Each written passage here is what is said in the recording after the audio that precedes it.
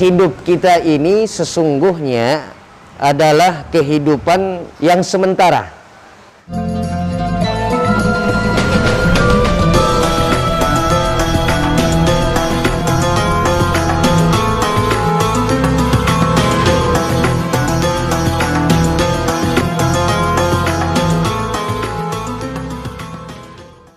Bismillahirrahmanirrahim. Assalamualaikum warahmatullahi wabarakatuh. Waalaikumsalam warahmatullahi wabarakatuh. Thumma salatu wassalamu ala ashrafil anbiya'i wal mursalin Sayyidina Muhammadin wa ala alihi wa ashabihi ajma'in. Subhanaka la ilma lana illa ma 'allamtana innaka antal alimul hakim. Allahumma rzuqna fahman nabiyyin wa hifdzal mursalin wa ilhamal malaikatil muqarrabin bi rahmatika ya arhamar rahimin. Amin ya rabbal alamin.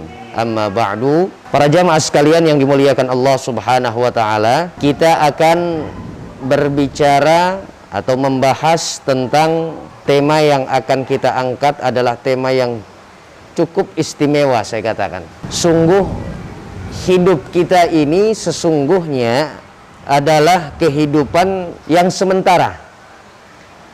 Fase kehidupan di alam dunia ini bahkan adalah fase di mana setiap manusia mengisi kegiatan di alam dunianya hanya untuk menunggu waktu kematiannya.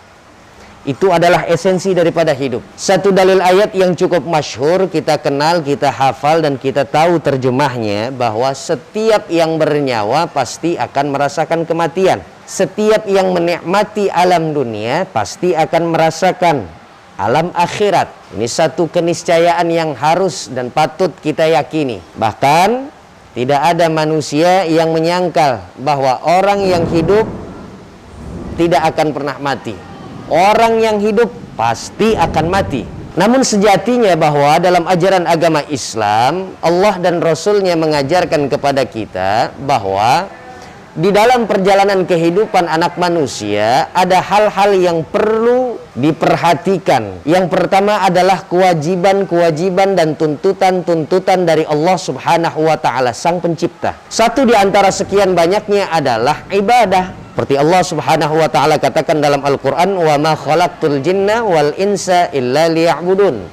Tidaklah aku ciptakan dua golongan, bangsa jin dan manusia. Satu tujuan Allah Subhanahu wa taala dalam penciptaan tersebut makhluknya, yaitu adalah hanya untuk beribadah kepada Allah Subhanahu wa taala. Dalam persoalan ini, dengan dalil ini, banyak orang yang ketika diberikan kesempatan hidup di alam dunia oleh Allah Subhanahu wa taala, dia jadikan sebagai arena untuk dia beribadah dengan apapun yang dia ketahui dari tuntunan ajaran agama Islam, dari ajaran Rasulullah sallallahu alaihi wasallam. Sehingga ada satu kekeliruan yang di dalam pola fikir mereka, bahwa mencari ridha Allah Subhanahu wa taala, menggapai kebahagiaan dunia dan akhirat bukanlah ansikh atau semata-mata hanya ikatan hablum minallah saja, atau ikatannya kepada Allah, garis vertikal dari bawah ke atas saja. Manusia itu tidak akan pernah terlepas dengan dua ikatan. Pertama, ikatan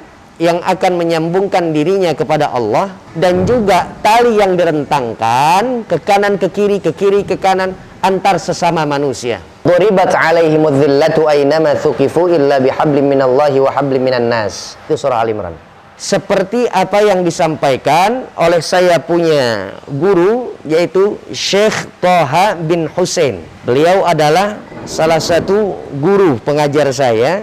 Satu peluang yang begitu besar untuk kita mendapatkan surga Allah Subhanahu wa taala bukan hanya ibadah kita secara hablum minallah atau hanya di atas sejadah saja, tapi justru peluang yang lebih besar itu adalah di mana kita hidup ketika bersosial, ketika bermasyarakat. Sehingga tidak bingung kita ketika melihat banyaknya hadis Rasulullah sallallahu alaihi wasallam yang menyampaikan bahwa man kana yu'minu billahi wal yaumil akhir falyaqul khairan aw liyasmut. Siapa orang yang percaya kepada Allah dan hari akhirat, maka dia harus berbuat dan bersikap. Pertama, falyakul khairan aw liyasmut. Ketika ada kehendak dalam hatinya untuk berucap, maka ucapkan yang baik-baik.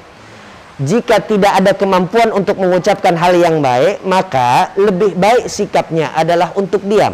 Man kana yu'minu billahi wal yaumil akhir falyukrim jarahu.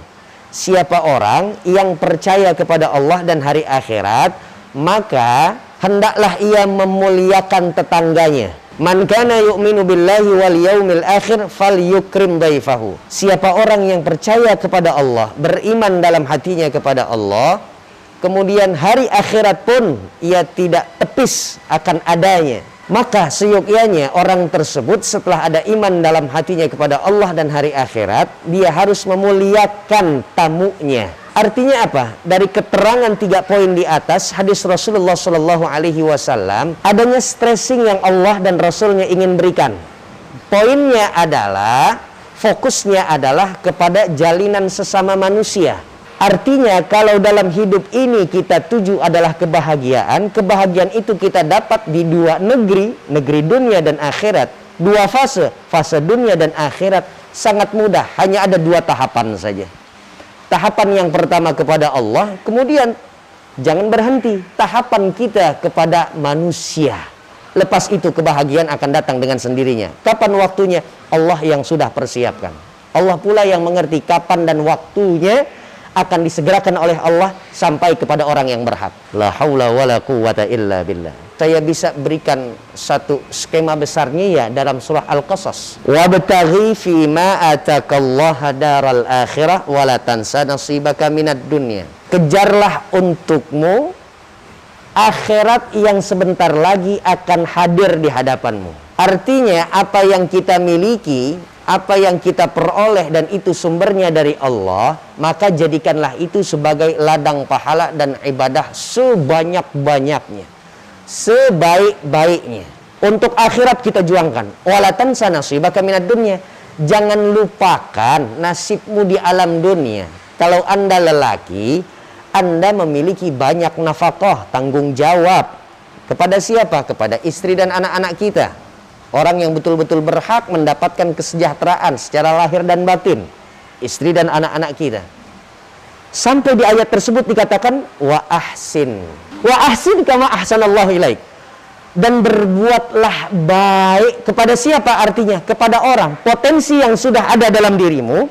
Bayangkan, orang kalau sudah ibadah kepada Allah, sungguh potensi itu diberikan oleh Allah Subhanahu wa taala sebagai bentuk modal untuk dia bermasyarakat, bersosial secara baik. Kalau kita sudah menyembah Allah, ini tiket untuk kita berbuat baik sudah ada dalam genggaman kita. Sebab apa? Kita ibadah kepada Allah. Bayangkan, lebih buruk lagi orang belum bisa dia berbuat baik kepada Allah, tapi belum mau juga sujud kepada Allah. Sementara sujud kepada Allah itu menjadi daya tarik kita untuk mendapatkan sifat rahmat, berkasih sayang, berbagi, menginspirasi kepada orang-orang sekitar kita. Innallaha kana 'alaikum raqiba. Sungguh Allah atas kalian hai manusia selalu memantau, menyaksikan, melihat setiap gerak-gerik Anda. Kata wa ahsin kama ahsanallahu ilaik itu sangat syarat dan padat dengan pemahaman yang baik. Artinya adalah semua nilai kebaikan yang kita miliki itu adalah dari Allah.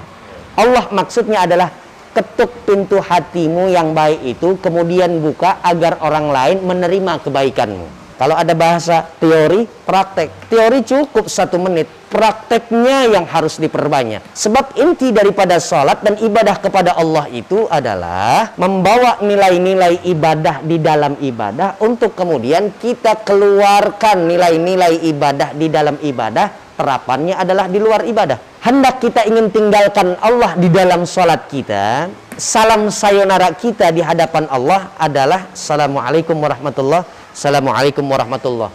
Bukan tanpa tujuan gerakan itu diciptakan oleh Allah, kemudian disampaikan oleh Rasulullah Shallallahu Alaihi Wasallam. Rasul ajarkan kepada kita. Artinya apa? Lepas engkau sembah aku, wahai hambaku, kata Allah, maka tolonglah lihat tetanggamu yang kanan, sampaikan salam kesejahteraan dan kemakmuran kepada tetanggamu yang sebelah kiri. Artinya apa? Jalinan manusia. lingkupnya adalah masyarakat kita. Siapa dia? Untuk berbuat baik, tidak mengenal siapakah dia, tinggi, pendek, tipis, tebal. Apapun nilai strata sosial orang tersebut, maka setiap manusia berpotensi untuk kita salurkan kebaikan.